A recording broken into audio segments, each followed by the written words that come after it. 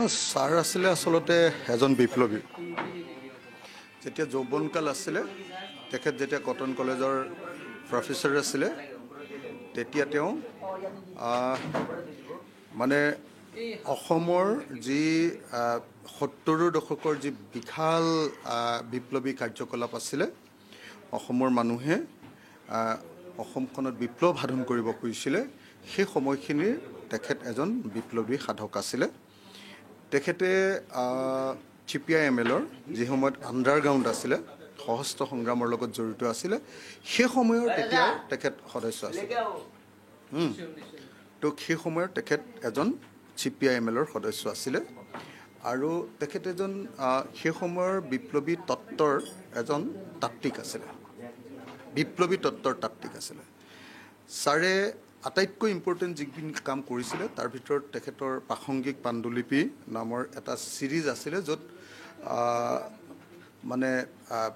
মানে অসমৰ ইতিহাস আৰু সমসাময়িক সমাজৰ এটা খুব সুন্দৰ ব্যাখ্যা তেওঁ কৰিছিলে।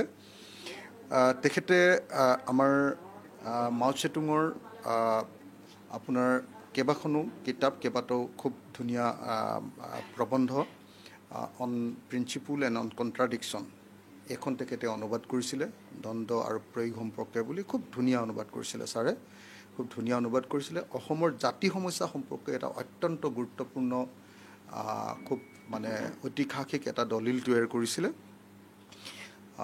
আৰু মানে বোধহয় মানে অসমত যদি কোনোবাই এটা প্ৰগতিশীল ছাত্ৰ সমাজ এটা গঢ়ি তুলিব খুজিছিলে, প্ৰগতিশীল ছাত্ৰ সমাজ, কটন কলেজত study circle, progressive study circle, এইবিলাকৰ জৰিয়তে ছাৰে মানে যুগে যুগে, বছৰে বছৰে কিছুমান প্ৰগতিশীল ভাল ল'ৰা ছোৱালীৰ জন্ম দি আছিলে, তেওঁলোকক শিক্ষিত আছিলে। গতিকে ছাৰ আমাৰ সকলোৰে শিষ্য। কটন কলেজৰ পৰা ওলোৱা দৰকাৰী যিখিনি মানুহ, যিখিনি মানুহে একচুৱেলি সমাজখনৰ কাৰণে চিৰিয়াছলি চিন্তা কৰে, সেই সকলোবিলাক মানুহৰ ছাৰ হ'ল গুৰু। মোৰ নিজৰো গুৰু, মই নিজৰ দেউতা বুলি কওঁ। মোৰ দেউতাক মই যিমান সন্মান কৰোঁ, ছাৰকো সিমান সন্মান কৰোঁ।